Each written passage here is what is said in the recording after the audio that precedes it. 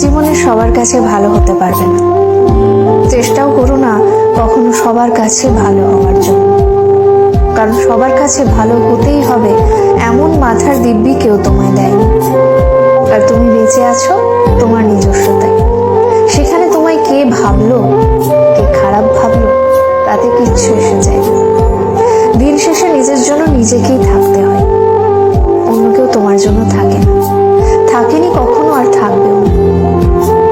কারোর কাছে তুমি ভালো, ভীষণ ভালো, আবার সেই তুমি কারোর কাছে খুব খারাপ, জঘন্য একজন মানুষ। সেটা কেমন করে হয়?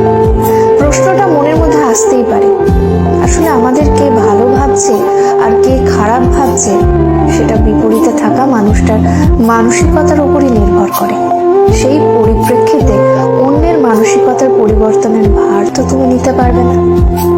তাই তোমায় কে কি ভাবলো